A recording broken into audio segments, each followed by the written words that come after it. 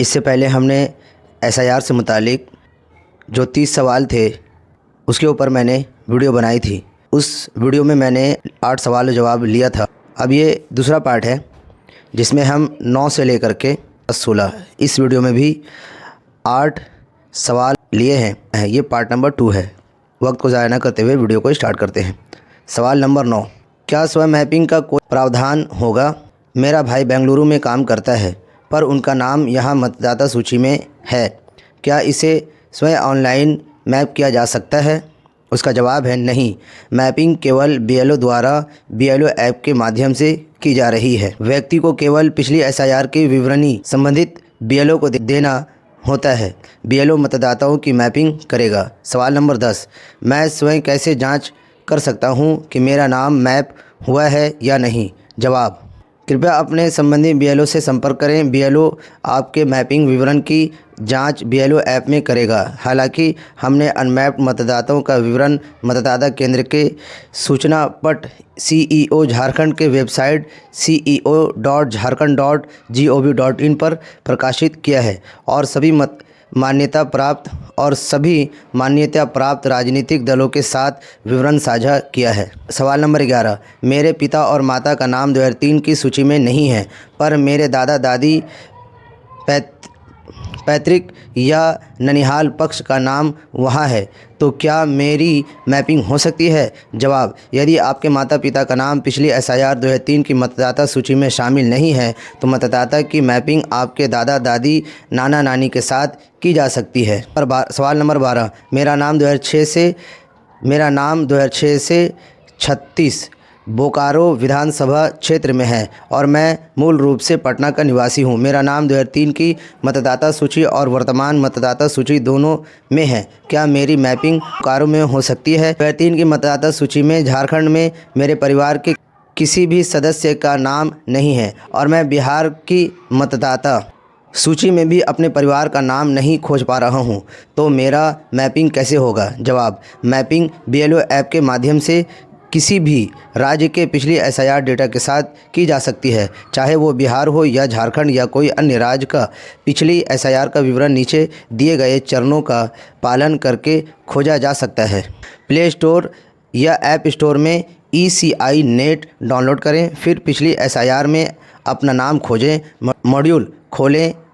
इसके बाद राज्य, जिला, विधानसभा क्षेत्र, पिछली एसआईआर में मतदाता का पूरा नाम, मतदाता की आयु, अनुमानित संबंध प्रकार और संबंधी का पूरा नाम यदि आदि भरें और आपको अपनी पिछली एसआईआर की जानकारी मिल सकती है।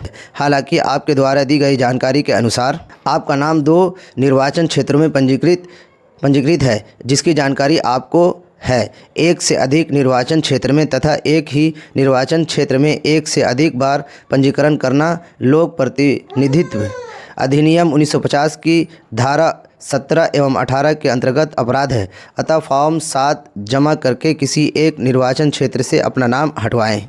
नंबर 13, पिछली एसआईआर में मेरे माता पिता का नाम शामिल नहीं था, अब मैं क्या कर सकता हूं?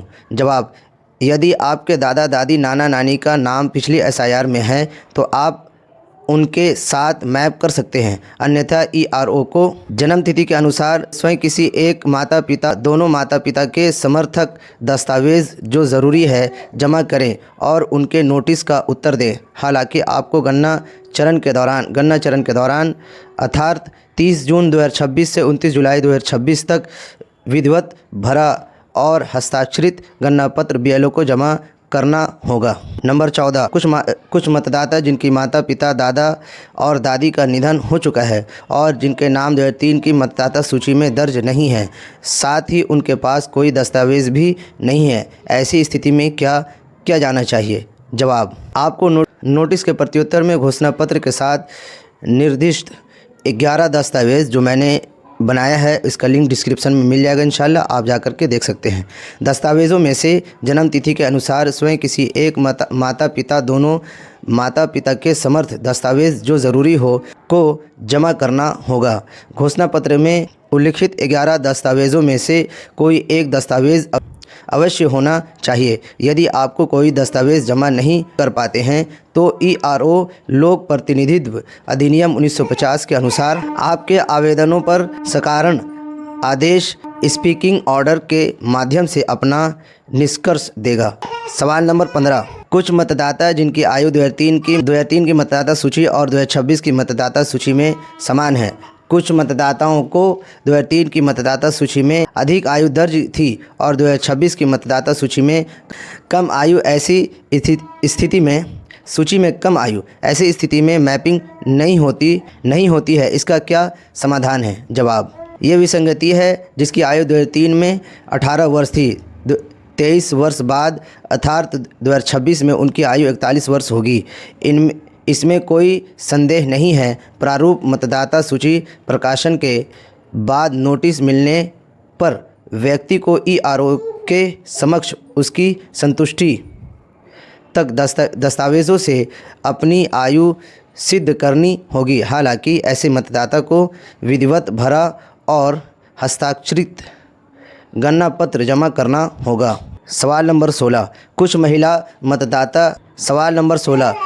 कुछ महिला मतदाता जिनके अपने मायके से किसी भी प्रकार का संपर्क नहीं है, ऐसी स्थिति में क्या किया जाना चाहिए? जवाब, प्रत्येक व्यक्ति को केवल अपने माता पिता या दादा दादी नाना नानी के साथ मैप करना होगा अथवा संबंधित दस्तावेज जमा करना होगा। महिला मतदाताओं की उनके पति के साथ मैपिंग की अनुमति नहीं है, अतः उन्हें स्वयं के माता पिता दादा दादी नाना नानी के दस्तावेज जमा करने होंगे, ना कि अपने पति या ससुराल पक्ष के दस्तावेज अथवा संबंधित महिला मतदाता को दावे एवं आपत्ति चरण के दौरान ERO से नोटिस मिलने के बाद घोषणा पत्र में उल्लिखित 11 दस्तावेज़ों में से जन्म तिथि के अनुसार स्वयं किसी एक माता पिता, दोनों माता पिता के समर्थक दस्तावेज़ जो ज़रूरी हो जमा करना होगा और गणना चरण के दौरान विधिवत भरा और हस्ताक्षरित